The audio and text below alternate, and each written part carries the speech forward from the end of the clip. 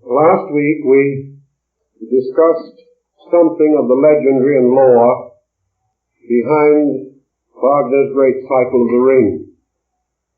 And this evening we must approach the New Testament of this epic, the Wagnerian cycle of the Grail.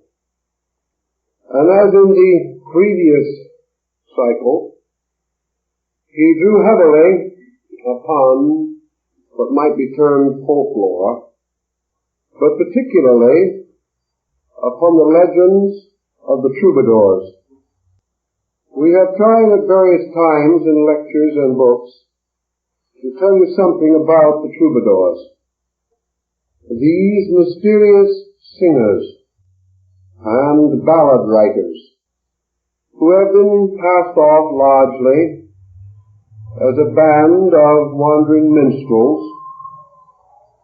but who actually represented a very closely integrated, highly organized group of men with very deep and real spiritual, philosophical, and even political activities in the backs of their minds. The troubadours seem to have inherited something of the mysteries of the ancient Orphic bards. And like the Druidic bards, they were not only the perpetuators of ancient tales, but they composed a great many, or created new patterns and arrangements, by which they deepened and broadened the implications of folklore and legendary. At a time when frank statement was impossible, these priests of secret cults exercised a tremendous influence in Europe. And many of the great epics which have descended to us as the priceless examples of early medieval literature are traceable directly to them, and upon the tremendous store of lore which they left, countless more recent dramas, stories, legends have been built. Now, in the case of the Parsifal story, we know that we are dealing with a very definite collection of these cyclic myths, a collection which includes not only the Parsifal Lohengrin stories, but also the entire cycle known as the Arthurian legend, or the story of the Age of Chivalry, and much, if not all, of the legend of Roland and the paladins of Charlemagne, king of the Franks. We have in the cycles of these legends many implications of deeper and double meanings, but only from the perspective of a more enlightened era can we examine in some detail the interlocking of these stories. We have to therefore assume that while it is not impossible that the Arthurian cycle had a certain foundation in history, that it was largely an embellishment. Perhaps some small and inconsequential group of events became the basis of that great cycle which Tennyson has preserved for us in the Idylls of the King. The same is true of the story of Charlemagne. The historical Charles the Great is not in every way the Charlemagne of the epic cycle. It is quite possible that there may be some historical foundation for the Lohengrin epic in Belgium, and there is perhaps a remote historical ground for the great cycle of Parsifal. Actually, however, these historical elements are of no great importance. They are so completely submerged in the larger meaning, it is scarcely necessary to re-identify them. For practical purposes, we of course realize that the Grail cycle, as Wagner took hold of it, was a scattered group of works. Several, particularly the Titurel stories, arising in Germany and actually traceable directly to the great bardic singers of the troubadours. While mentioning this, we might also note that St. Francis of Assisi was also a troubadour. So was Petrarch, Dante, and Boccaccio. All of these men, therefore, may be suspected, and their writings are always suspect. To take the writings of Dante, for example, when he explains how he climbs out of the pits of the underworld on the body of Satan, this seems like wild fantasy. And his romance, his romantic childhood attachment for Beatrice, appears to be merely the story of a very emotional and impressionable youth. But behind all these things are other intents. And as we begin to penetrate them, we realize why it was necessary and how it was necessary in those days of tremendous mental oppression to hide very choice and important truths in these fables and myths. The story of the Grail cycle begins apparently at the time when the Roman Emperor Vespasian was laying siege to the city of Jerusalem. At that time, he was assisted by the leaders and upholders and followers of a group or tribe called the Senobordan. This family was of unknown origin, but from a study of the names of the sons and relatives of the house, we may suspect an Arabic background. Now this is all the more interesting when we discover that the oldest form that we have of the Parsifal story came from the Arabs of Spain during a certain period in their sphere of cultural influence. One time, of course, they dominated all European thought. This Senobordan family intermarried with the nobility of Europe, and as a result of the help given to the Roman emperor, they became a powerful family after the establishment of the Holy Roman Empire.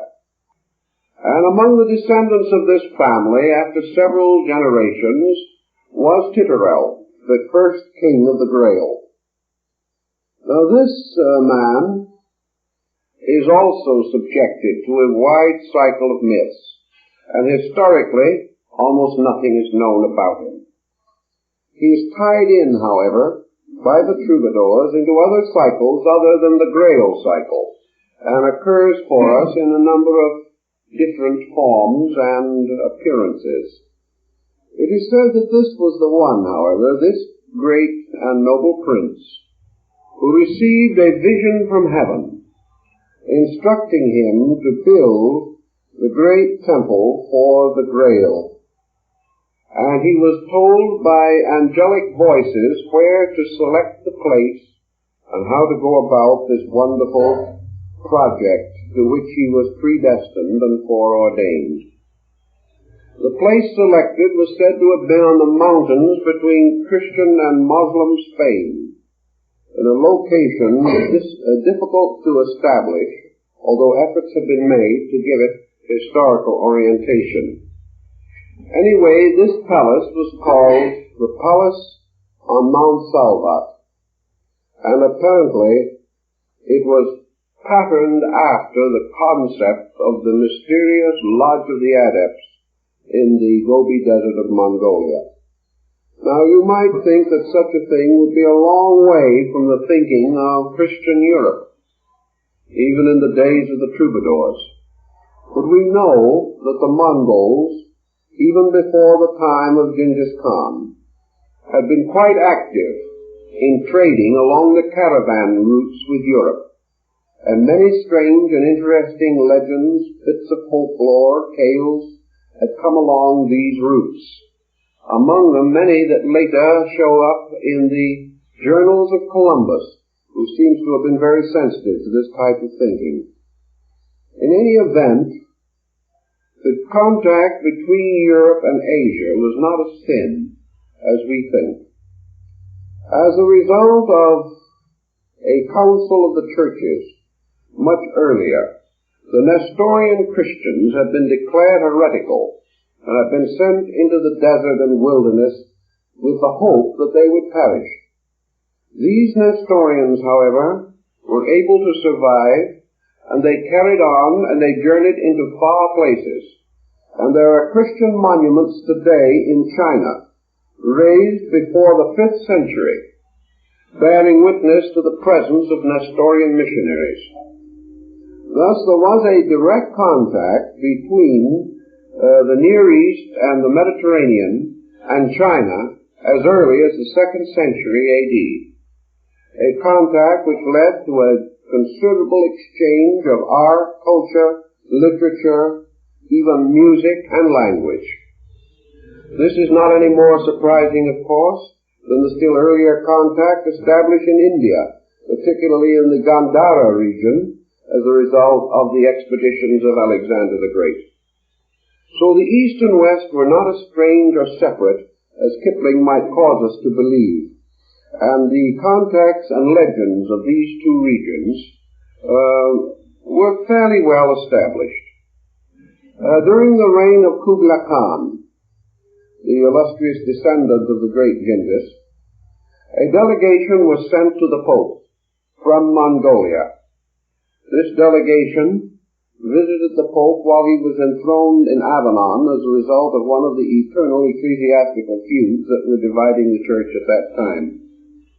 This delegation told him, among other things, that there existed in Asia at that time a Christian empire, a very strange and mysterious place, ruled over by John the Presbyter, a very mysterious and elusive person.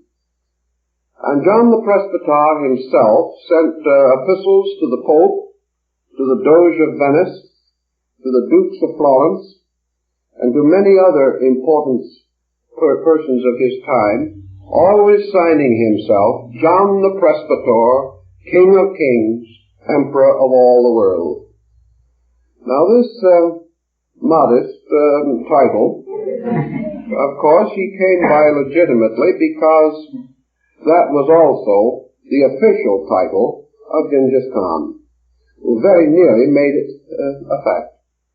If it hadn't been for a poor little country that is now having a lot of trouble, Hungary, he probably would have been king of Europe as well as of Asia.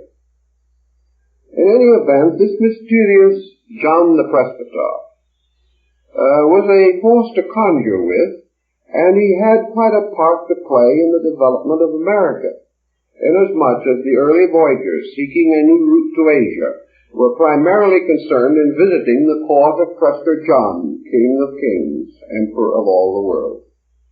Now this man was so fabled in his glory and his greatness that it is said that he lived in a wonderful world surrounded by a desert of gold. And in this sea of golden sands swam fishes of emeralds and jade and silver. And he was served by a tremendous retinue. 72 kings were his body servants. 144,000 dukes waited on him, and his chefs consisted of 72 bishops. He really had quite an establishment out there somewhere. The only difficulty is no one was ever able to find it. And although the letters and messages which he sent are still in existence, no one ever discovered who Prester John was, or what his mysterious empire was like. We are not surprised, therefore, that he arises in the songs of the troubadours. And Prester John plays a very important part in our Grail story, as we will see in a moment. But anyway, in the great cycle of Roland, the story of the hero of the court of Charlemagne, the Sir Galahad, the Robin Hood, the Siegfried of the Charlemagne cycle, we learn of the wonderful help that Prester John sent to Charlemagne. And we learn also that by magic heroes traveled through the air to visit the empire of Prester John. It was all very curious, all very secret, and much in the spirit of the strange things reported by Apollonius of Tyana when he returned from India, or the even stranger and more wonderful things described by Sir Marco Polo in his experiences. Polo's stories of the magic, mystery, sorcery, and wonder of the East, these stories were considered so extravagant that on his deathbed he was asked to recant and correct his extravagances in order that he might not go into the other world as a branded liar. Marco Polo on his deathbed said he'd only told half the story, and the only way he could go into the other world as a liar was by taking back what he had said. So the fate of Sir Marco in the other world is still open to some controversy. But all these legends seemingly had a pattern. They have a place in the world, because after Parsifal had finished his kingship of the Grail, it is said in one of the most serious of the great stories that he journeyed to the east and took the cup to the court of Prester John, where it has remained forever since.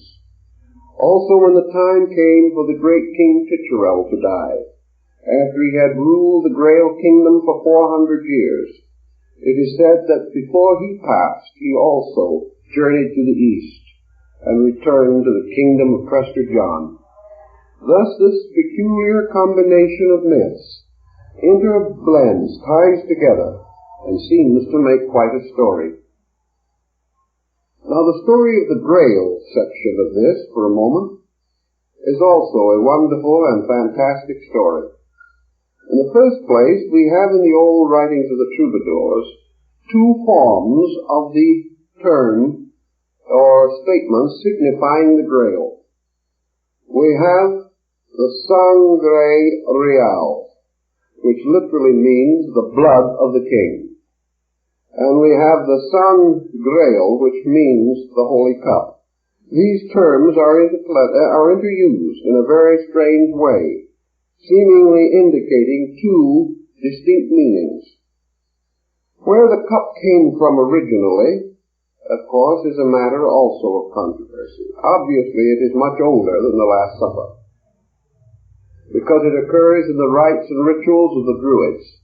It is almost certainly the mysterious cup of Dionysus, the cup of, or chalice of ecstasy. It appears in an entirely different form in the cup of the guildmasters of Europe, and it returns again and again in the different legends. When you go back through the poems and songs of the troubadours, you find several very interesting things. In one of these things, one of these stories, the Holy Grail is described not as a cup but a book. This is a peculiar implication that might take further analysis. In another work, it is described as an oracle, and it is said that a voice spoke from it, revealing all the mysteries of the world. In most instances, however, it is regarded as some kind of a drinking vessel, often associated with song, sometimes with a magic cauldron, such as that of the ancient British deity Ceridwen, whose magic cauldron, like the kettle of the witches of Macbeth, was used for divers purposes. This cauldron also occurs as the mysterious skull cup of the ancient Nordic mysteries, from which the neophyte for initiation drank of the blood of the god. This cup containing the cleansing blood goes back into nearly all of the old religions of the world. There is a Kabbalistic legend, which incidentally also began in southern Spain during a period in which Muslim tolerance permitted a very powerful growth of Jewish mysticism, that this cup was originally taken from an emerald called Exodus, and had been the crown jewel of the archangel Lucifer, and was struck from his head with the sword of Michael at the time of the war in heaven. This goes back to a period in which documentation will be extremely difficult. Therefore, we can only report such things as are told of this matter. This cup as a green jewel did have quite a long history, however, and during the Napoleonic Wars, Napoleon I was in a position to examine what was originally believed to be the original green cup taken from the crest jewel of Lucifer. He had it brought to Paris and examined by experts, and they discovered that it was green glass and of not too ancient a manufacture, so that the relic might be open to some controversy also. But in any event, the Kabbalistic legend is that this stone, falling from heaven, was concealed beneath the surface of the earth and became the foundation of the footstool of the world. It is quite an involved story, but it seems to suggest that in some way it represented a great power, knowledge, or mystery, that like the famous stone cables of the Mosaic Law, which were originally said to have been sapphires, that this stone had its religious place because it became the foundation upon which man built his quest for spiritual growth. In other words, man, having followed the fallen angel, built upon the mysterious foundation of this green jewel. And upon this he was to build his way back to heaven. All these legends are not directly related to Parsifal, but they belong very closely with the story. The actual story itself, as developed by Wagner, is like The Ring, an interesting combination of the legends of the troubadours and a private, personal brand of Wagnerian mythology. As in the other instances, he selected what he wanted and what he could use. In commenting upon this peculiarity, Bailey, who was a great student of these symbols and related matters, said that in his estimation, if ever an ancient troubadour was reborn, it was Richard Wagner, because he had the same strange, wonderful gift as Achenbach and many of the others of creating what was useful to him, and to bring all these elements together to tell a new story and a new picture. Now, one thing you will observe always, especially if you have attended the opera, you will realize that Parsifal, as an opera, is about the nearest thing in music drama to what might be termed a high mass. It is a very highly religious thing, and is usually given at the Metropolitan in New York at least once on Good Friday every year. The Good Friday spell is certainly strengthened by the use of this tremendous mystical opera. Yet the more you analyze the opera, the more you realize that you're not dealing with Orthodox Christianity at all. You're not dealing with the background that you might expect to find. You're dealing with what one English author has referred to as the secret church of the Holy Grail. And this secret church of the Holy Grail is a general term now applied to our concept of mysticism. Back in the early days, when the church was still an all-powerful physical institution, there was already a division within the body of the believers. This division was, of course, encouraged and strengthened by what were called the heretics, or those who had never really accepted the orthodox overtones of the church. These heretics involved the descendants of the Greek scholars that had once flourished in Rome. They represented the various religions that the Roman Empire had conquered. They represented merchants and travelers and statesmen from non-Christian countries who, for one reason or another, took up temporary abode within the boundaries of Christendom. And they represented, in general, an instinct on the part of man, an instinct to search for the internal experience of God, rather than to depend entirely upon the ministrations of a clergy. We remember the line in which the great general enters the porch of the temple and the priest meets him. And the priest stands as though to bar the way. And the great general says, "Whose house is this?" And the priest says, "This is the house of God, sire." The general says, "Then, man, step aside. I shall go my own way." Now, in some way, this spirit rose strongly in Europe, perpetuating the heresy of Mendes, perpetuating the Muslim contact on the fringe of Christendom, the old Egyptian mysteries which still survived as philosophical institutions. And in the early church there did arise a powerful stream of mysticism. This mysticism was distinctly unorthodox. It was dedicated to the fact that each human being had within himself the power to seek inwardly for the source of light and truth, and that mysteriously and wonderfully his own heart was the matchless altar of his soul, and that in his heart he could commune with God. And we realized gradually that the Grail became the symbol of the inner sanctuary of the human heart, within which flows forever the blood of life. And that the Grail, therefore, was the secret altar which man, as priest, served in his own nature without benefit of clergy.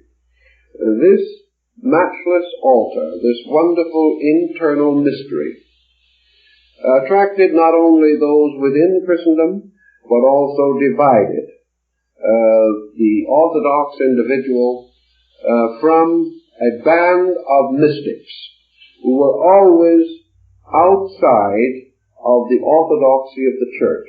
Sometimes they appeared to conform. Sometimes, as in the case of the Minnesang and the Meistersingers, they actually held their meetings within the cathedrals and churches. No one suspected exactly what was behind it all.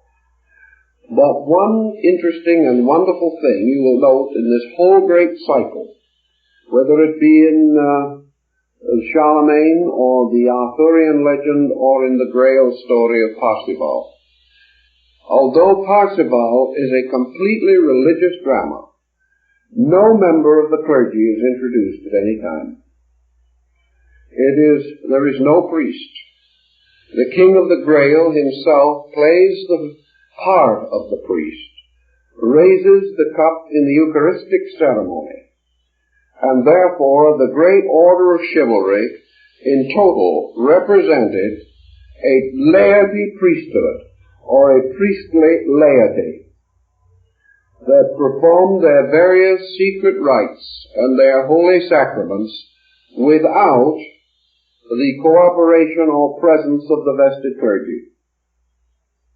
This is a very important point, because it has to do with the descent of mysticism, which carries all the way down through the medieval period into the Kabbalists, the Rosicrucians, the alchemists, the Illuminists, and finally down into what we would term today the metaphysicians, or those who are studying various religious beliefs as individuals and seeking to grow from within themselves according to their own personal needs.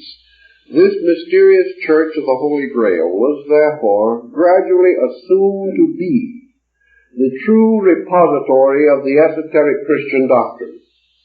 It was supposed to be the soul or the spirit or the hidden body which had the true doctrine, which it had received from the Gnosis, from the Neoplatonists, and from all the secret societies of the ancient world, from the mysteries which alone possessed the true keys to the sacred rites and ceremonies.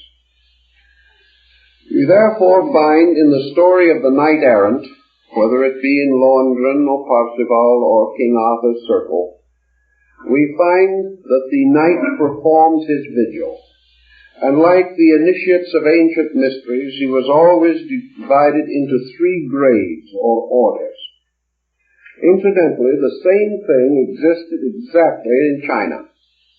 And I'm doing some research now on the Heaven-Earth Association, or the Hong Society, which also divides in precisely the same way, has the same objectives, and is also distinguished by the absolute absence of clergy. So here on the opposite side of the world was a precisely identical phenomenon. The 3 orders of the Grail, or the 3 orders of the Arthurian cycle, were called the orders of the page, of the squire, and of the knight. The page began his training, began his preparation for a life of knighthood. Later he was elevated to the condition or state of a squire, and accompanied his master or the knight to whom he was assigned on various labors and purposes. And finally, after appropriate interval and time, he was knighted and became a true and full-fledged member of this order of chivalry. He advanced not only by valuable service and by conscientious learning of the things we might associate with the feudal system of aristocracy, he advanced by study, by various dedications, and by various renunciations. For instance, during the great age of the Temple, when the Knights Templars of Jerusalem were advancing in their way to become a great world power, no knight of the Temple was permitted to own anything. He had to go back to the vow of absolute poverty.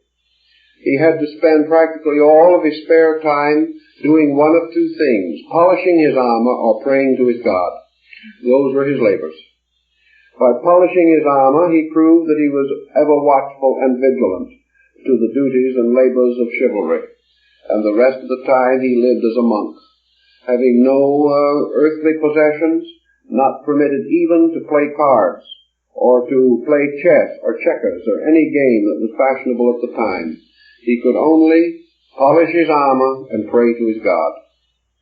So these orders were not quite as flamboyant as Mark Twain's account of King Arthur's court might imply. They were really very serious. And we may also add that these knights were not constantly engaged in the glorious exploit of killing dragons and rescuing damsels in distress. There simply just wasn't that many dragons, and there were not so many damsels in distress at that time. All these legends are purely stories to conceal the great purposes of knighthood. And these purposes again take on another group of symbolisms and become the labors of alchemy 200 or 300 years later. All these are stories of human beings seeking truth. Therefore, all these knightly and chivalrous orders are grouped together under the title Orders of the Quest.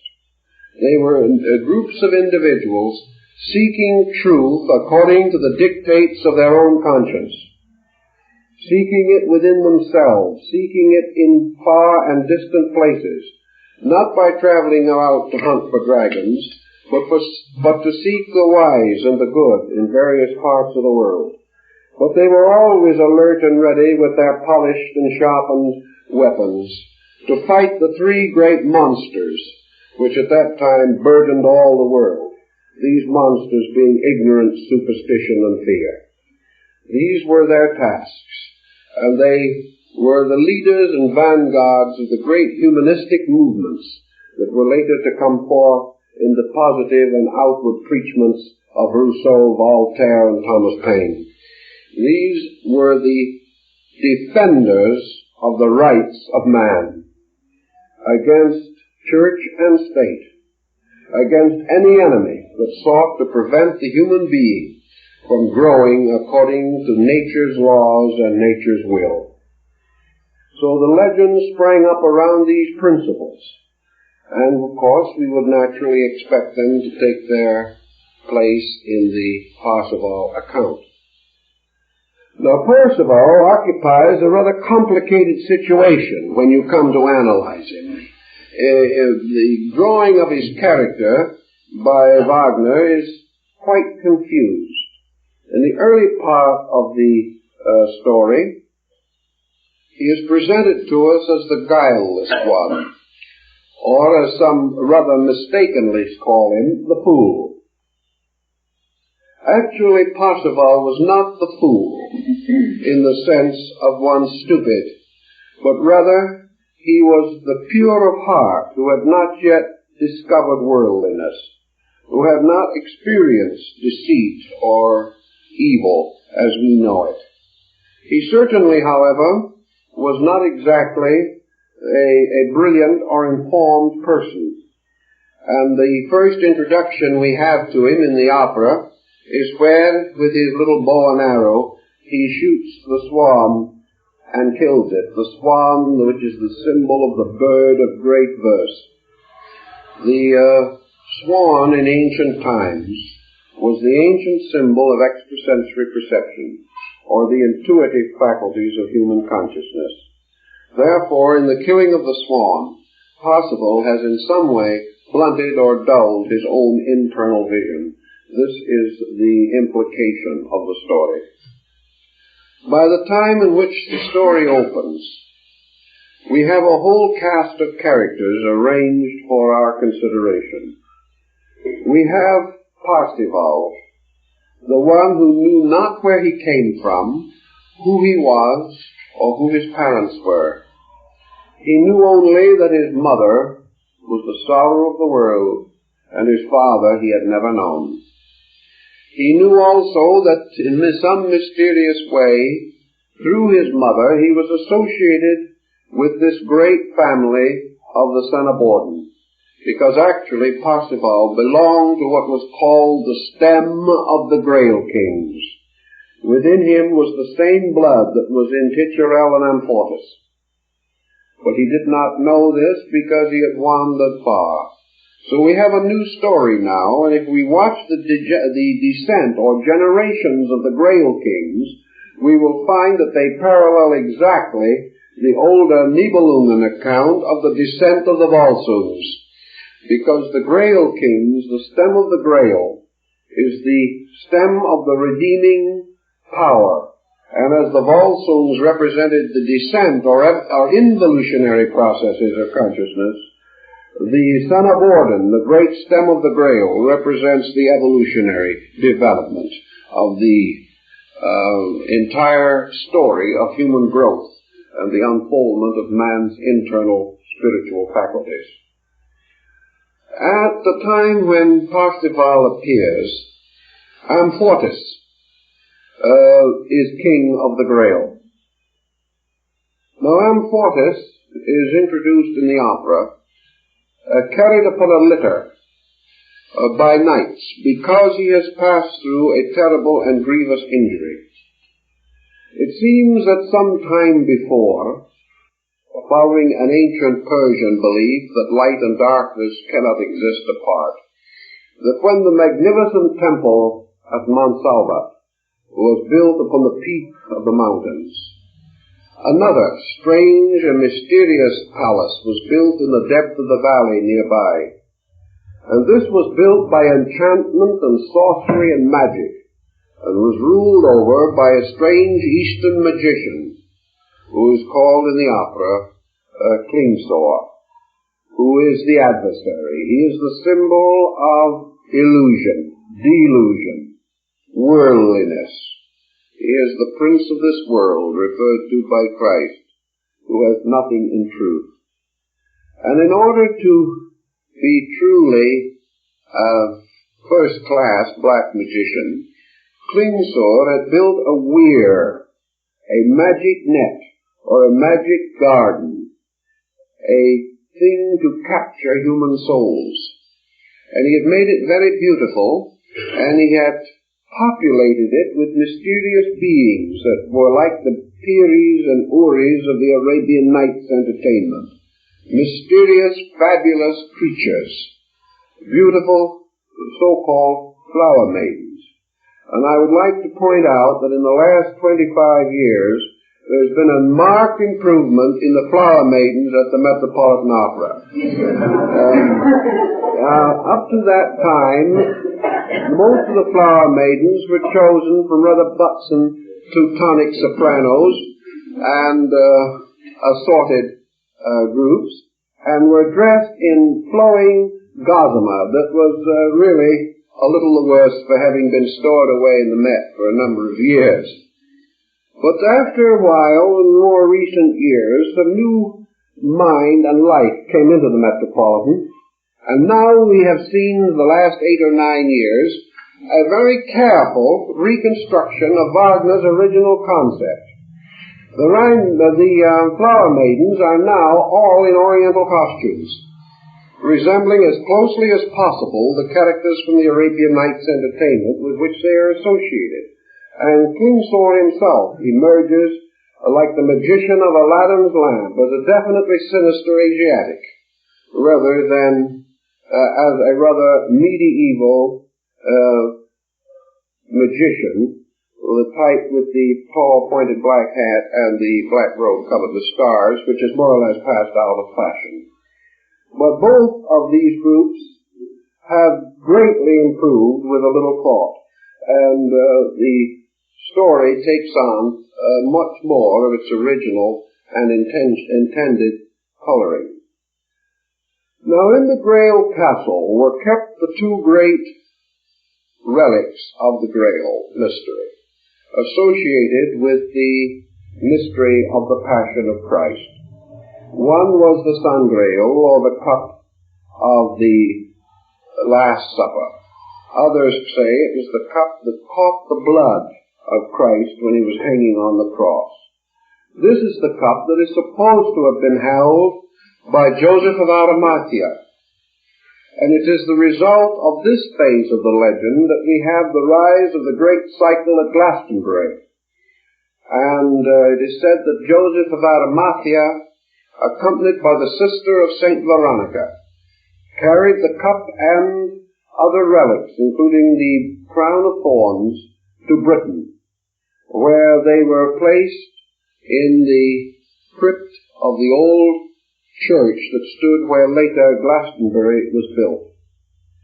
It is this search for the Glastonbury chalice which has involved a number of Grail expeditions in the past, and it is said that the wreath of thorns was planted in the ground and has resulted in a peculiar plant called the Glastonbury thorn, which grows presumably particularly at that place. Of course, the handkerchief of Saint Veronica is interesting because it is another case where we have confused names. The so-called lady, Saint Veronica, actually isn't a person at all. The name Veronica is from Vera Icon, which means the true likeness or the true appearance of the face of the Master. We know that in the Eastern Church they have their icons or pictures of saints, and the Vera Icon is the true likeness and has gradually been corrupted into Veronica. In any event, this cup and the spear of Longinus, the centurion, whose spear pierced the side of Christ, the cup of the Last Supper, or of the blood of Christ. The legends are not clear, and as I told you, they've spelled the word 2 ways, so that's very confusing. These are supposed to have been brought to Monsalvat and placed in the great sanctuary of the Grail Temple. After a number of knights and squires and pages had wandered down from the top of the great mountain temple and had become ensnared in the wiles of Klingsor and his enchanted garden, Amfortas felt called upon to rid his knightly region of this menace. So he took the spear of Longinus and descended into the valley to do battle with Klingsor.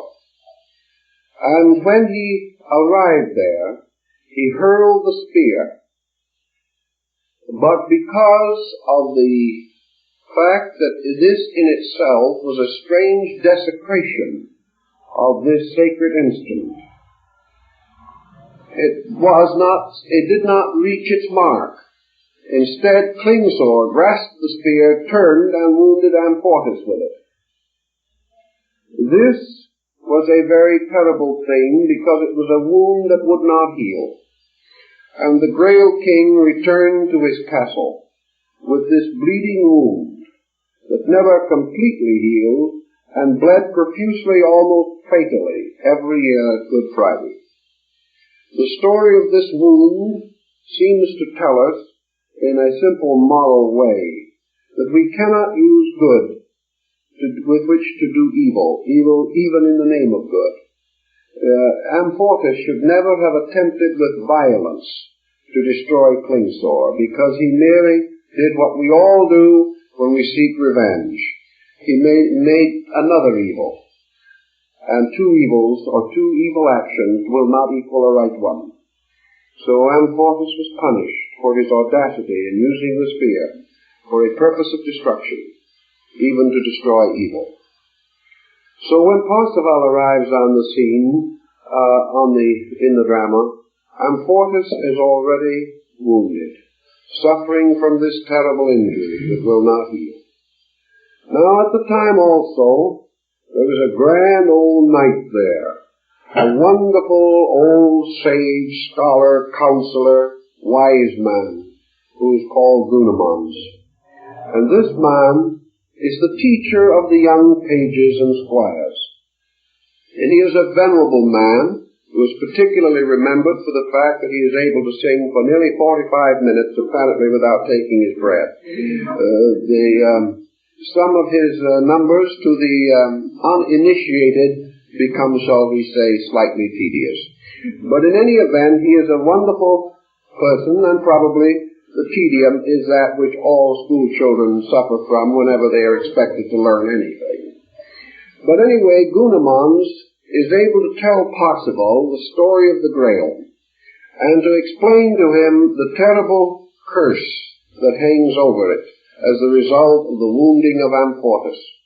And he also tells him something of a prophecy, that there is one to come, who, like Galahad in the Arthurian cycle, is the pure of heart, the one in whom there is no evil, the one who is to be called the guileless one, the one who does good simply from being good, and about whom there is a legend that when he appears, he will restore the glory of the Grail Empire. Now we learn as we go into both the Wagnerian and the old troubadours' accounts that the Grail castle on Mount Salvat is not just a place where these knights gather for the great sacraments of Good Friday and Easter. This is the center or the capital of an invisible empire, and except when they are present for the great ceremony of the Eucharist, the Knights of the Grail go forth to all parts of the world, serving human beings in every region and in every land, and they are bound together, and they have many pages and squires, and this forms an invisible network of good. They answer the prayers of the needy and of the sick and the afflicted, and they champion the cause of right wherever they can. And this occurs, of course, in the story of Lohengrin, for when the poor young lady is in great need and falls on her knees praying for a champion to protect her and to see that right is done, then this swan knight comes out of the unknown in his little boat and becomes her champion. And these swan knights, knights of the same swan that Parsifal killed in his ignorance, these knights are the secret benefactors of mankind. And there is no question in the world that the whole cycle represents the school of the adepts and its mysterious membership, and is a symbol, of course, of the invisible government of the earth, seated in what the Mongolian calls Shambhala, the great city of the north, the high place of the world, the Meru of India. All of these sacred mountains, the Olympus of the Greeks, the mysterious mountain of revelation, all these are the high place, or the mysterious top of the world. And even the psalmist in his extremity cries out that he shall lift up his eyes unto the hills from whence cometh his help.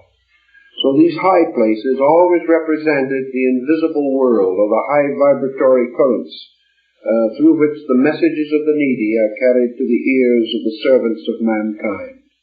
In Buddhism, it is the gracious Bodhisattva Avalokitesvara, whose large and ever-attentive ears hear the sorrows, sighs, and needs of all human beings. So the knights, apparently, have this wonderful power to discern inwardly the requirements of everyone. Now, Gurnemanz is a kind of guide. He occurs frequently in this kind of literature. We find him in the Arthurian cycle as he appears in the form of Merlin, the wise man, the ancient one, who explains to Arthur his destiny, and who was the servant of his father. It is ancient Merlin who arranges the ordeal of the sword cast into the anvil, which is again the sword of Sigurd in the oak, the sword which, drawn forth, proves the knight to be of royal origin and kingly order. This, of course, is the sword of consciousness, which must be drawn forth out of the body before kingship can be established. In the Indian classic, it is said that it is the sword of quick detachment, with which man cuts the snaky branches of the tree of illusion. And this is the good handy sword of Alexander the Great, with which he cut the Gordian knot and ended the tangle of the ages, which man in turn must also do. So this sword later to occur again as Excalibur, the symbol of the true knighthood, the symbol of enlightened will and purpose, by which all adversaries are overcome. This sword of Merlin and all these legends and myths tie together, and Merlin finally goes to sleep in a strange castle of glass under the enchantments of Vivian, and no one sees him again. This doesn't exactly happen with Gurnemanz, but Gurnemanz is the same old guide, the same kindly one. And Jung, in his studies of psychoanalysis, points out that the dream of the old man is nearly always the dream of the teacher or the overself.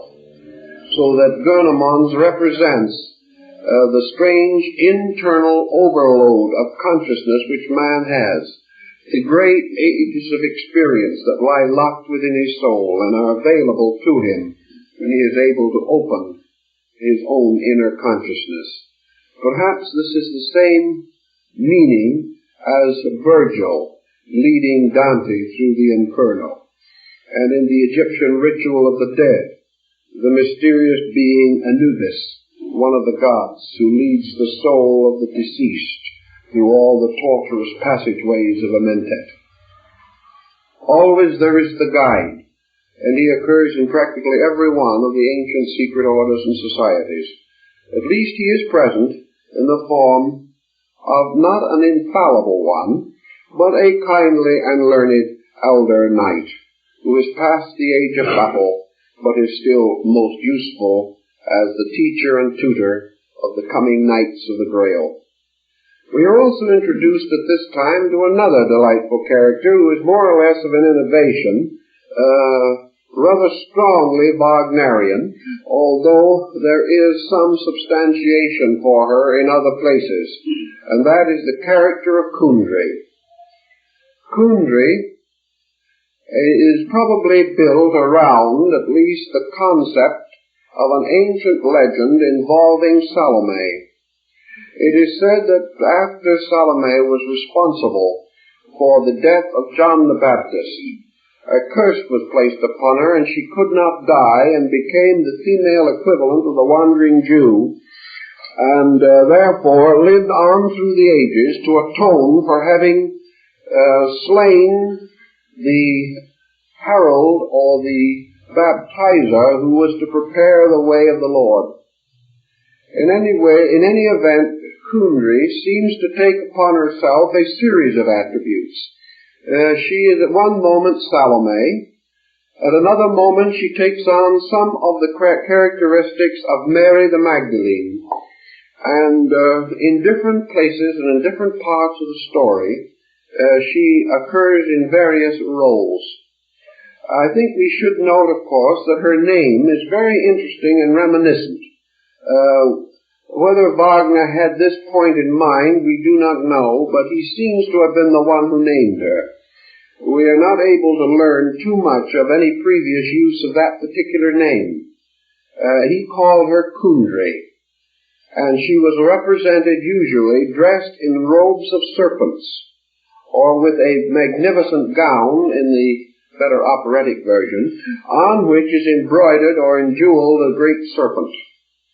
The word Kundry suggests your Hindu term Kundalini, the serpent power, and this is intensified in the case of Kundry by the fact that she has a divided allegiance.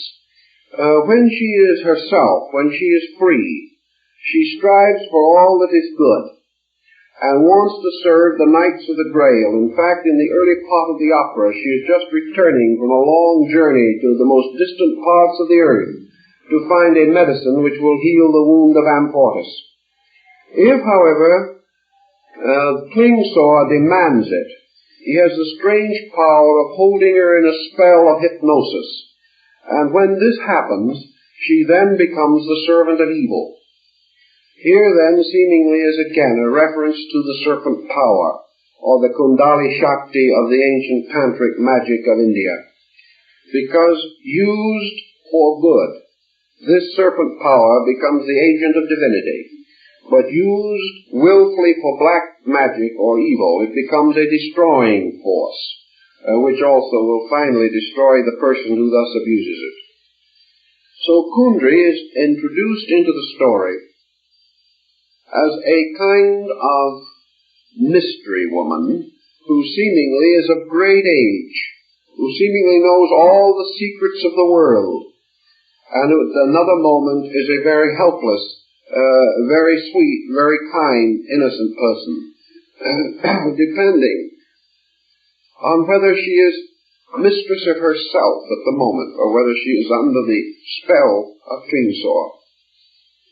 Now, we have mentioned already Amfortas and his difficulties, and, of course, in the opera it is assumed that Titurel has just died, and therefore that at the coming of the great Eucharist, the final ceremonies or rituals for him will be performed. In addition to these characters, there are several lesser ones, but for the most part the opera moves around this group of primary persons.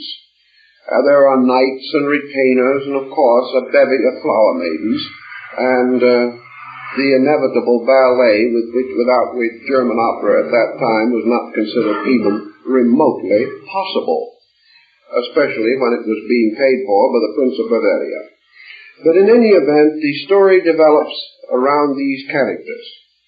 The opera begins, strangely enough, at a high point. It opens in the gardens of the Grail Castle, or on the sides of the mountains where the Grail Castle is located.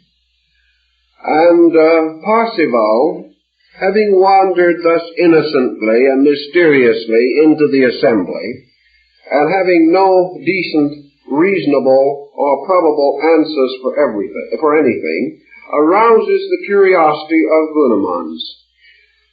The old knight says to himself, here is certainly a person who matches all the requirements of the ancient prophecy.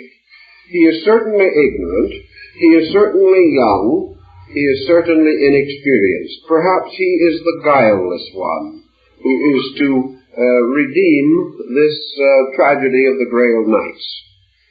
And hoping that thus this may be true, Gunamans escorts, leads, and sort of pushes the young man up the long trail toward the castle of the Grail. But the story is that after having failed to recognize any part of the sacred ceremony, Parsifal, who certainly is the form of the world hero, very much in disguise, representing also the human soul very much in disguise, manned standing in the presence of the great Eucharistic ceremony of life and finding that it means nothing to him. Man, standing ever in the presence of the temple of the infinite, where the mystery of creation is unfolding in a great pageant ritual around him, sees nothing, understands nothing, and finds that the great mystery of growth and of God's manifestation is meaningless to him. So he leaves, assisted in his departure by the aggravated Gunamans, and finds himself wandering slowly down the mountainside until he arrives dangerously close to the evil garden of enchantment over which Klingsor rules supreme. Now, Klingsor is no fool, although his ways are not the ways of righteousness.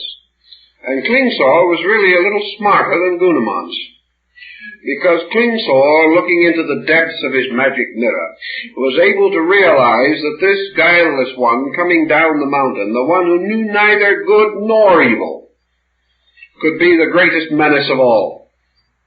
Because there is nothing more dangerous in all the world to evil than innocence. And it was up to Klingsor to make certain that this condition of innocence was remedied as quickly as possible. Because if he could cause Parsifal to lose this innocence, then the great prophecy of the Grail could not be fulfilled. In order to achieve this end, Klingsor calls upon his ally Kundry, forces her to accept his hypnotic rule, and she appears rising through the earth like some strange goddess of Greek mythology, and she is forced to do the bidding of this magician. And he selects her as the temptress for Parsifal. So in due time see Parsifal arriving in the magic garden, where he is surrounded by all of the Houris and the Arabian damsels from the story of the caliphs of Baghdad. And in the midst of them appears Kundry, who is now the servant of evil, who is now playing her role of Salome. And she uses every enticement possible to try to capture his imagination and to try to lure him into the mysteries of mortal love. She only almost captures him on one occasion, however, and that is when she rather takes a maternal attitude and begins to be sorry for him, and begins to explain to him the mystery of his own origin. When this happens, Parsifal is almost captured. But he is not captured by her human love as woman for man, but rather by the strange over-atmosphere of her almost religious maternal interest which suddenly arises in her in spite of herself. She becomes apparently desperately sorry for the boy and wants him to really know something about himself. This peculiar complex in her disposition is climaxed, however, when Parsifal, suddenly sensing or realizing perhaps the dawning awaking of consciousness in his own soul, suddenly feels this terrible pain shoot through him and feels within himself the wound of Amfortas. He suddenly realizes exactly the meaning of it all, what it signifies, everything. The great pain of the wounded Grail King strikes him. And in that moment, he awakens. He casts off the spell and escapes entirely from the mystery of the magic garden. In the meantime, Klingsor, who with his magic has been watching everything very carefully, suddenly realizes that his plot has gone awry. So he appears upon the battlement of his castle, carrying now in his hand the spear of Longinus, which he has captured from Amfortas. And in order to destroy Parsifal, he now hurls the spear at him. And in the drama, this is one of the most beautiful and dramatic episodes, and it is always spoiled in the opera by having the spear run on a trolley. It is one of the saddest things that can ever happen to a great dramatic moment in an opera. But in any event, The spear misses its end because the trolley wire doesn't go in that direction, and floats in the air over the head of Parsifal if the technician is reasonably accurate, which he is not always, by the way. And Parsifal grasps the spear, turns it upward, causing the point to be raised, and makes with it the sign of the cross. The moment he does so, the entire enchanted castle dissolves. Klingsor and his flower maidens and even Kundry seem to vanish together. The garden changes into a wilderness, and nothing remains but a desert such as that of some distant, unfertile area of the Sahara. Nothing remains but ruin. And carrying aloft the raised and pointed spear of Longinus, Parsifal moves triumphantly off stage. The next part of the opera conveys a very interesting idea to which we have to go back to the legends to get some of the explanation. Having raised the point of the spear, which again probably refers to the spinal fire, which he has now elevated, and has thereby escaped from the evil of Klingsor, Parsifal now suddenly realizes the true meaning of virtue, has made his initiation into the mysteries, and has passed the tests and ordeals which were commonly portrayed in all similar rites in the ancient Egyptian, Greek, Roman temples. He now has an understanding, but he no longer knows where the Grail kingdom is. And in the great legend, as it is told in the Cicero, and in the other rites, later legends of the troubadours, it follows that Parsifal wanders throughout the whole world. He goes everywhere as a strange, lonely person, carrying always the spear, and never being able to find the mysterious castle on the top of the mountain. He cannot get back to it. He follows path after path, but they lead only to darkness.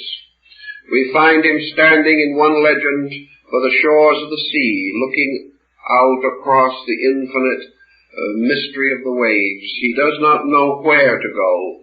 He now, however, has only one thing within him, the longing to return to Montsalvat. Something is pulling him, but he does not know how to get there. And slowly we see his person change. By degrees he takes on more and more almost the attributes and aspects of some ascetic or holy man of the East. And in order to conceal his identity, he covers his robes and garments with obscuring vestments and hides his identity, and finally is known only as a black knight, robed from head to foot in black, and carrying in his hand the spear. This darkness, this obscurity, represents undoubtedly the descent of consciousness into matter, into body, and the struggle between body and soul to restore the internal faculties of apperception which have been brought into play by resisting the temptation in the Garden of Illusion. Of course, the Garden of Illusion is the material world. It is equivalent. Again, we are dealing almost exactly with the legend of the prodigal son, and we are dealing again with the Gnostic poem, the Hymn of the Robe of Glory. These are always the wanderer. Here our Parsifal is Ulysses, returning from the Trojan War, seeking through dangers and tests and trials and tribulations to return to his own far distant native land. And in the legends, in the great cycles of legends, which Wagner does not attempt to use, of course, Parsifal has countless adventures. Countless times he thinks he has found his way. Many times he believes that success is near, only to have the Grail and the mystery evaporate, disappear, vanish, until he becomes the symbol of the wanderer, the heaven seeker, and the perfect embodiment of the whole order of chivalry, which we call this Order of the Quest. His great quest is now for the return to the heaven world or the overworld, the soul seeking again its heavenly estate, having taken on the dark vestment of mortality. But in the opera, we are not treated to all of these numerous episodes. We are allowed to return for that very long soliloquy by Gurnemanz, which marks one of the most beautiful parts of the music, but one which is a little difficult for the amateur to fully appreciate, and that is the great Good Friday spell of Gurnemanz. Here the old knight, now much older and much more venerable, is in front of his little flower-covered cottage by the side of the Grail palace, or in the mountain woods nearby. And he, of course, recapitulates the whole story in this very long narrative song which he sings. And he tells much of the sorrows and miseries and mysteries of the way. By now, Kundry has returned more or less to her normal estate. She is no longer serving evil.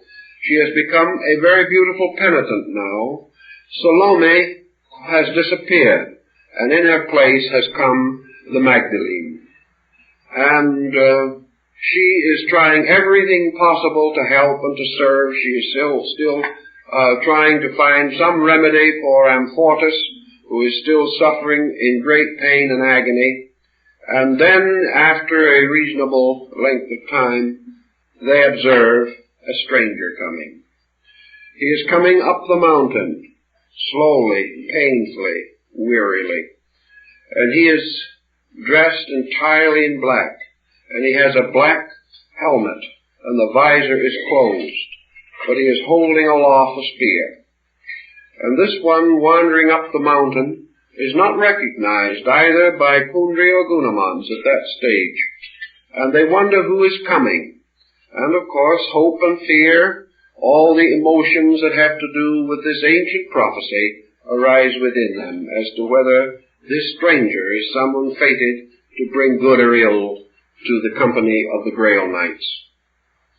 And finally, this dark-clothed one reaches the little flat area of land in front of the house of Gurnemanz, and then he suddenly drives the spear shaft down into the ground so that the point is up. And from the point of the spear shine and drop little globules of light, and immediately it is evident that this is the spear of Longinus, and that this is indeed a strange and important person who has come, because he is restoring to the knights the spear which pierced the side of Christ. Having risen from kneeling in front of the spear in prayer, the mysterious person removes his dark helmet and stands revealed as Parsifal. But it is no longer the Parsifal we saw before. In this strange interval, something seems to have happened, because the Parsifal who is revealed when the helmet is withdrawn is obviously an archetypal representation of the cosmic Christ. Parsifal has become Christ. He has become a christened being. He has become the master, or the adept prince.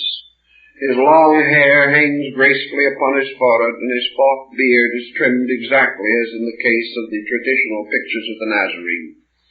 When he removes his dark armor, he wears not the clothing he wore before, but the seamless white robe of the Essene priest. So Parsifal stands now revealed as a parallel or a symbolic image, obviously drawn from the representations of Christ. There is a very beautiful and touching scene which follows, in which, in the form of Christ, he is accepted by Kundry. Parsifal sits down upon some rock by the side of the stage, and at his feet is a little pool, and he is barefooted, or at least his sandals are removed. And while he is there, Kundry washes his feet and dries them with her hair, exactly as is told in the Bible. And there is a very touching situation develop of the strange recognition which she has that this is no longer an ordinary person, but someone who is great of destiny and who has come to accomplish the redemption of the Grail. And then, led by Gunamons, Parsifal, holding up the great spear of Longinus and accompanied by Kundry, climb the mountain together. The three climb the mountain to attend the great occasion of the sacrament of the Grail, the Good Friday mystery. And this time they enter also, rather quietly and inoffensively. But as the nights gather and all these rituals go on, we see Parsifal and Kundry and Gunamons watching.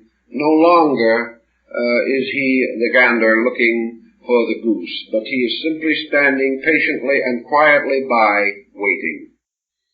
And at the time when Amfortas is supposed to elevate the host in the highest point of the ritual, Amfortas suddenly staggers. He falls partly. He breaks into tears. He realizes that he has failed.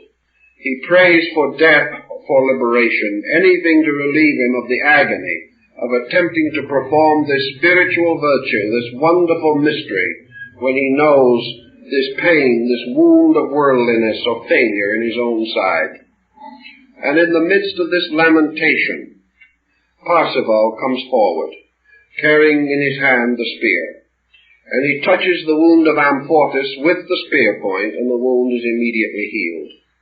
Then the knights, Gunamons, the entire assembly, and Kundry, and Amfortas bow in recognition of the spiritual destiny of Parsifal. He then takes over and completes the Eucharist, elevating the host. And at the same time, the voice of angels is heard in the music from the great dome of the temple. And the dead king Titurel rises in his casket to bless the occasion. Kundry, coming forward, kneels, and suddenly, with the motto of the Prince of Wales, I serve, she falls dead at the foot of the cup. And Parsifal, as he elevates the Grail cup, performs the completion of the ritual, and the mysterious symbol of the presence in the form of the dove, in the likeness of the Holy Ghost, descends and hovers over the cup. And the cup gleams and glows, and the blood of the king moves within it. And the glory of the Grail is restored, and the sacred rite goes on, and Parsifal is king of the Grail, fulfilling the prophecy and relieving Amfortas of his long and terrible and bitter curse. Thus we have the essential substance of the story. There are many details, but that carries the general theme. Now the story continues, of course, somewhat in the account of Lohengrin.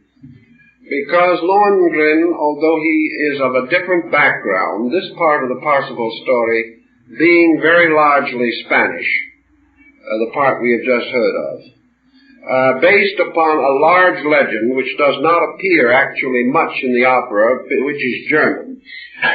We have the Lohengrin, which is essentially a Belgian story and is even centered in Brabant, which is a part of the Belgian area. Lohengrin can only serve and live in the world and marry his beloved under the question or under the condition she never asks who he is or where he came from. But under a new group of temptations, the wife asks Lohengrin the fatal question. She demands to know his name and the place from whence he came. Then he declares in a magnificent piece of singing, which I think is one of the finest parts of Lohengrin, his true narrative story, concluding with the lines, my father is Parsifal, and I am Lohengrin. And he reveals that his father is the king of the Grail. Of course, after this he has to depart, because that is the law which governs him.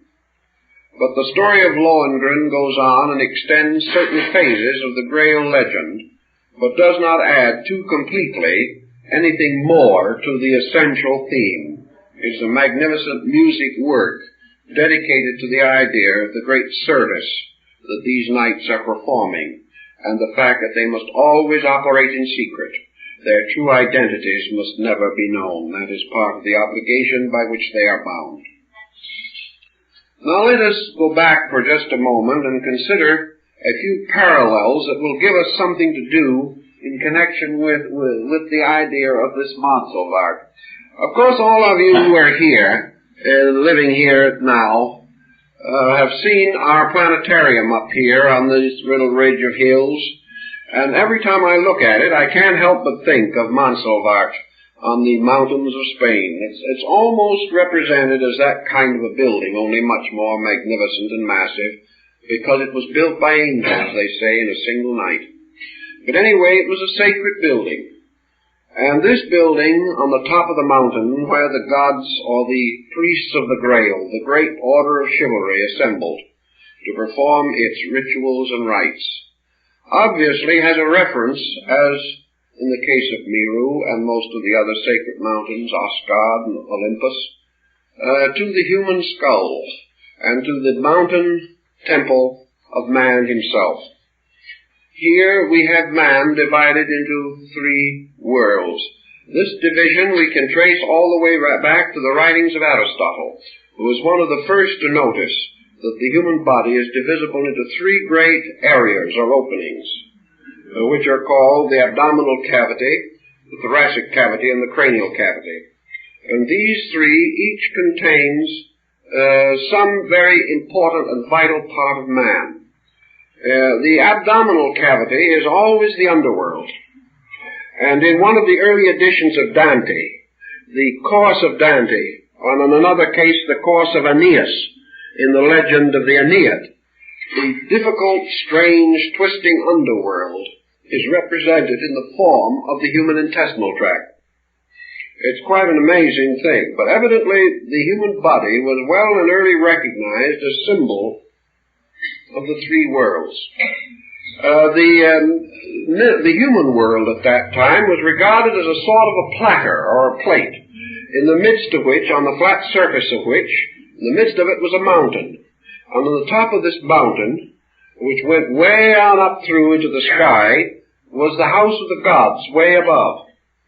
And sometimes this mountain was in the form of a tree or an axis, as we find it among the Jains of India, and also in Japan, and in the Yggdrasil tree of the Nordic peoples. Well, the tree, of course, is the spinal cord, or spinal column, and it is also the ladder of 33 rungs, which has to do with the sacredness of the number 33, which occurs in religion, and also appears again in the 33 degrees of modern masonry. And, of course, through these three worlds, we have a concept of a complete kind of anatomical geography. The large flat middle land, which is called by the Nordics Midgard, or the home of men, obviously refers to the diaphragm, which sort of divides this upper world, or the middle world rather, from the lower one. And on the top of the diaphragm is the mysterious temple of the heart, which is the center of this system. Now the spinal column goes on and on and on up, and finally it terminates in the pons of the medulla in the brain. And here we have another very wonderful building. Aristotle says, divided from the rest of the body by an isthmus called the neck. I like that statement, an isthmus called the neck. So if you don't know what your neck is or what you are wearing your collar on, it is an isthmus. In any event, the medical sciences of ancient times and even medieval and modern times seem to have played into this idea, because as the spinal cord ascends into the brain, it passes two little bodies called the pyramids, which seems to be a rather interesting kind of phenomenon. And you will remember how the gods and goddesses in ancient times are supposed to have had their particular abodes on the Palatine Hill. Well, the Palatine Hill suggests a little bit the palate, and apparently was originally intended to mean that. Now, in your Christian Bible, we have references to Golgotha, the place in the skull, which is the literal meaning of the word. and Calvarius, a bear skull.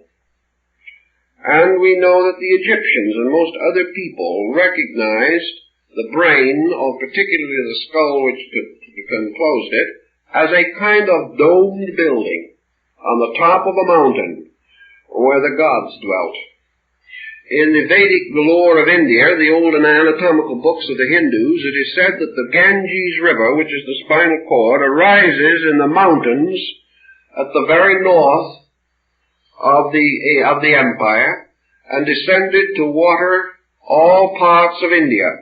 And of course this sacred river, rising in the brain and rising in the ancient symbols from the head of the god Shiva, suggests very strongly the spinal cord, which occurs again as the Jordan and the Nile and practically all the sacred rivers of the world.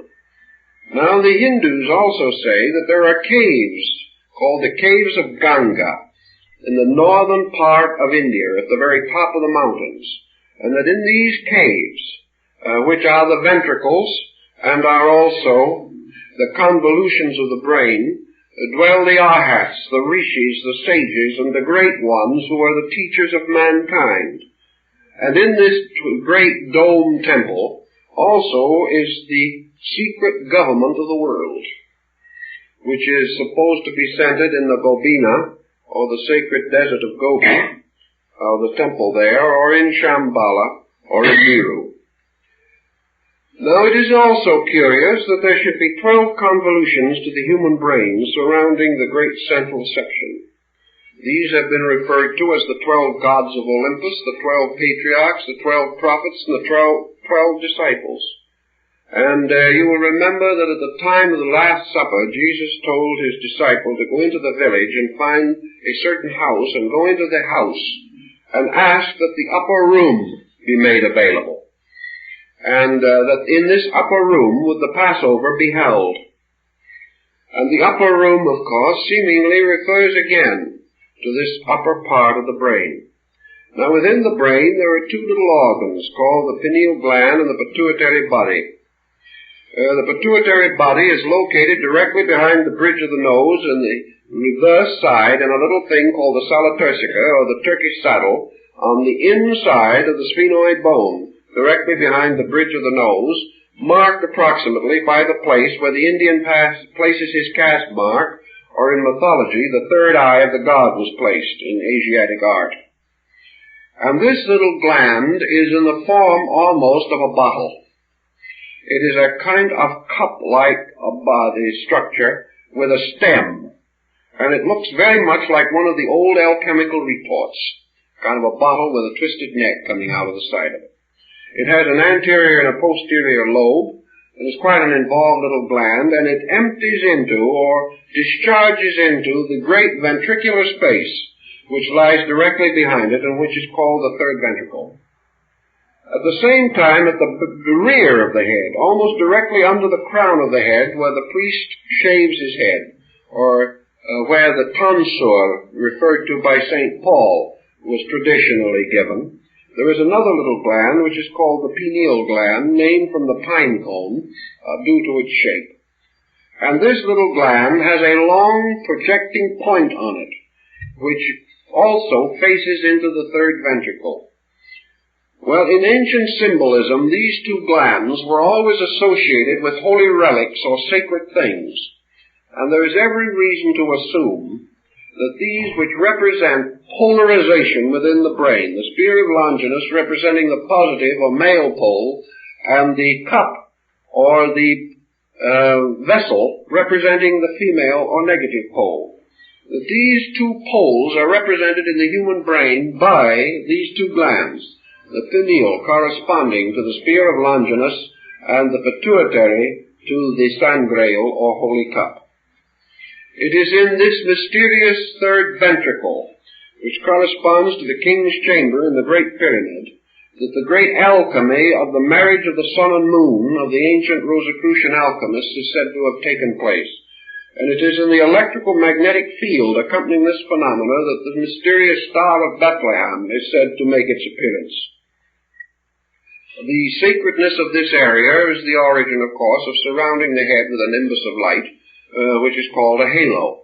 And the reports that were made recently that the halo was used first on the statue of St. Peter in Rome because of the deprivations of certain birds, I do not think is quite correct. I would suggest it be passed over, because the halo is to be found in all parts of the world, and it always represents the field of spiritual magnetic activity surrounding the central ventricles of the brain. So here we have the possible concept of the complete temple of Montsalvat. We have it raised upon the mountains. We have it divided from the underworld, or the world of the passions and desires. And we have it combined by means of a path which leads from the top, Montsalvat, down into the valley where once stood the ancient castle of Klingsor the magician. We are reminded, therefore, by these two of a point that Wagner may very well have been aware of, namely that he is really setting up a bit of geography reminiscent of St. Augustine's City of God. For here we have the City of God, Montsalvat, on the top of the mountain, and its polar opposite, Babylon, the City of Death, located in the valley below. We have, therefore, the journey of the soul from death up the mountain to immortality, following the 33 steps of the ancient rituals, and ever remembering that this journey is, of course, the journey home, or the journey to light, or the journey of the quest. Because if Kundri, or the spinal fire, is turned from the Muladhara chakra upward through the various members of this great system of flowers, or spinal lotuses, it finally strikes the 1,000-petal lotus in the brain, in the midst of which is seated the palace of the gods, the golden heart, which is the emblem of Shambhala, or of the invisible hierarchy governing the world. Thus, as man is governed by the brain, by the gods dwelling in the ancient ventricular and convolutional orifices, so the world is said to have its brain upon Meru, and here Brahma and his deities administer the universal plan. In the Buddhist it is, of course, Shambhala, the great city of the north. And in every religion and every faith, the gods ruling from their ancient mountains have governed the fates of men. And of course it would be quite natural, where we have the Wagnerian approach without priesthood, that it would represent the pilgrimage of the truth seeker, who as Parsifal represents the truth seeker in every human being. This seeker, ascending to various degrees of unfoldment, finally takes upon himself the full attributes of the true hero of the world. And of course in this case Wagner is emphasizing the hero as the Christos, or the symbol of the perfected human being. This is not the Jesus of Peter, but the Christ of Paul. It is the symbol of the divine being, the Christ in you, which if it be lifted up, will draw all things unto it. So that this is the raising of the Christ in us, and therefore the guileless fool, the innocent human being, gradually passes through these transformations, and when he returns to the castle, he returns in the full glory of his attained spiritual identity with the principle of universal salvation, so that he is then able to heal the wound of Amfortis. In other words, he is able then to remedy the darkness, ignorance, or pain of mankind. He overcomes the wound of the flesh, the symbol of mortality, ignorance, and death, and becomes the master of the Grail rites and mysteries. The knights gathered around in the great circle around the high throne of the Grail, therefore represent, as in the case of the church, the symbol of the human body, because the great cathedrals of Europe were all cruciform. That is, they were in the form of the human body, and in each case the high altar was placed where the head would be.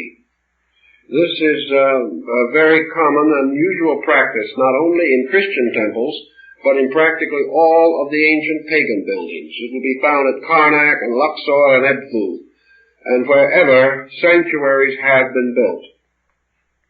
Thus the story of Parsifal has several different levels of understanding associated with it. From the most physical standpoint, or the most personal standpoint, perhaps the one which Wagner wished most to emphasize was the creation of a new way of life for man, a way essentially founded in humanism, a way in which each individual became the truth seeker and achieved his own identity with truth. The creation of a new society, a new way of life, which was very close to Wagner's metapolitical contemplations and meditations.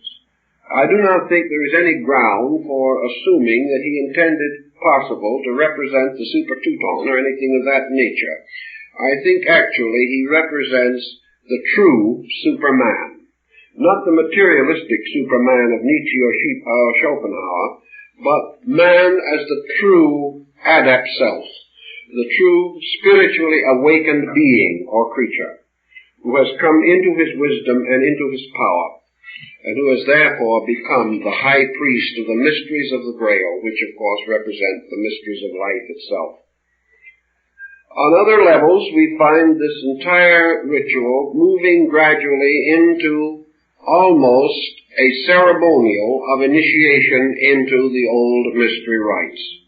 You can almost see the theologies of the Greeks, the Persians, and the Egyptians live again in this magnificent ceremonial. We also find within it many hints of alchemy, many suggestions relating to the ultimate quest for the philosopher's stone. For this philosopher's stone is Exodus, the stone of the Grail. And also we have the art of transmutation, represented by the healing of the wound of Amphotis. And we have, of course, the elixir of life or of immortality in the actual living substance moving in the Grail cup. So the whole thing can be considered a chemical experiment in which through the union of sun, moon, and Mercury, or heaven, earth, and man, as the Chinese would call it, the great mystery of redemption is achieved. We will have within it a physiological account of processes taking place within the body and of psychological processes taking place within consciousness. For all of the elements of the Grail legend can be reinterpreted in terms of the dream symbolisms and of the archaic symbolisms which man finds so archetypal in his own personal psychological research into himself. The whole thing may be regarded as a great vision, as a great dream. And the magnificent music of it rising in the wonderful improvisation upon the theme of the great Dresden Amen goes on and on and on until it seems as though actually the music carries you into another world. It is a very exalting thing. Wagner learned the tremendous power of music and consciousness, and there is perhaps no one who has used music for the purpose of direct instruction more completely than Wagner has done so. And when I mean in complete instruction, I mean that he has taught or achieved the communication of idea by sound. It is more than a mere carrying of a mood. Through his leitmotifs and things of that nature, he has actually made music into an articulate language, so that you can experience with him and you can intellectually comprehend through sound alone. So that you actually have the story plus a very important overtone, namely that you have the story touching on the level of vibration. And study from a standpoint of extrasensory perception of the patterns created by the Wagnerian music is really quite an important thing. It gives us and reveals to us Wagner's music as architectural. There is a massive architectural quality which seems to build into houses and temples and buildings. Instead of being magnificent floating patterns or undulating forms, as in so many of the composers, it seems as though this music puts an invisible stone upon stone and builds an exact architectural archetype until actually, before the opera is finished, Wagner has built in the energy field of music the complete pattern of the Temple of Monsalvat. He has made this building exist in the invisible world of sound. And thousands and millions of persons down through the century, since it was compiled or produced, have had this tremendous experience of the opera as a kind of initiation into an ancient ritual, into a wonderful story. When you leave the opera, if you have been receptive to it, you feel as though you have come from a great cathedral, almost as though you had attended High Mass at St. Peter's or something of that nature. You feel the tremendous sanctity of it, but with one difference. You feel this sanctity as a very personal thing within yourself. You do not feel it as something in which others are involved. It is all something that happens to you, which is the very principal part of the whole concept of the Grail order, namely that all these things are known within self, and that it is indeed this Christ or Parsifal in you that is the hope of glory, that in some mysterious way you are seeing or hearing or feeling or sensing a process of alchemical transmutation taking place within your own consciousness. Of course, the mood passes, a few hours cannot hold it, but at the same time, it has been as though you visited another world, or went into the temple of another faith, or into some strange, mysterious world just beyond your own. And there you have a certain valid report, or a certain understandable, knowable, recognizable statement of the entire concept of mysticism. You have had a kind of personal enlargement, a personal glimpse of what might be lying upon those mountains far beyond the borders of northern Spain, this invisible temple floating in the air. This mysterious order of knights represent an ever-presence of help, of light, of truth, of reality, and some way every human being becomes part of that order of knighthood. Some are the pages, some are the squires, and some are the knights. But the world becomes a great order of chivalry, centered around this temple, and the ever-flowing cup of life which is enshrined there. And the knights are the servants of the ever-flowing life of space. And this ever-flowing life, the blood in the cup, is of course the same thing as the Chinese Tao. It is the symbol of universal life which sustains all things and pours from the wounds of the infinite by which the finite exists. Demi, the German mystic, explains this, how the cleansing blood, or the mystery of the lifeblood, sustains all things, and we all have our lives because of the blood of the sun, because of the light in the air and the earth, and that all this is the blood of the Logos, the great power of life, so that all things, all creatures become part of the orders of the quest. They become citizens of this invisible empire that extends out through all the fields of service and benevolence and is seated in the mysterious temple that is not made by the hands of men, a temple built by angels, which is a symbol of the great house of Solomon, a house eternal in the heavens. This symbolism is all very rich and very mysterious. Of course, you bring to it what you have. It means what it means to you primarily. But it also, like all good instruction, like a well-fashioned Tibetan or Chinese or Japanese mandala, it calls out of you all that it can. It becomes an outer symbol or picture of an inner conviction. And if you can move out to meet it, it becomes a tremendously moving, vital, and real thing. I think that any individual who has the opportunity to see the opera should do so, and perhaps many times, because in Wagner you have to see Tristan anywhere from 40 to 50 times before you even really hear it.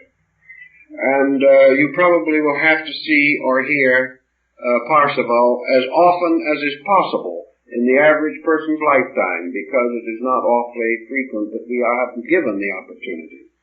But we must hear it and see it many times, because it is overwritten in so many mysterious ways. Even a careful study of the score will not convey all of the overtones.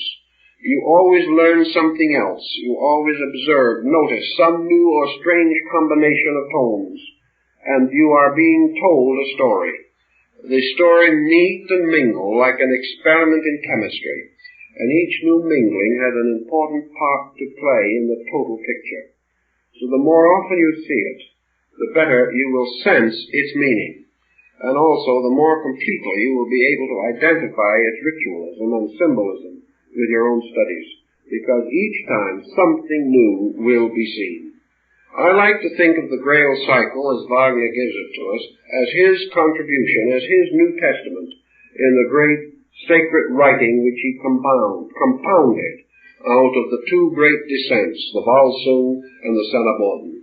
And these two descents, the Old and New Testament, the Old and New Dispensation, show first of how the world of human ambition and even of divine will, the great world of the law, slowly fell into space. And out of that old world grew the new world, the world of the new dispensation, the world that was not governed by law, but by love, and that this love is the perfect law, and that there is nothing in law which is not perfected in love, and that law and love are really the same thing. Law is love seen from the outside, and love is law and actually seen from the inside. Thus, actually, the law and the prophets are not in conflict. The man who breaks the law is aware of the law. The man who does not break the law beholds the law as love. Thus, through obedience, law disappears in love. And that which was originally the struggle for existence becomes the glorious unfoldment of redemption. All of this, it seems, is contained in this wonderful double cycle. And perhaps for that reason, we are strangely and profoundly indebted to the genius of Richard Wagner. I think that is our subject for this evening.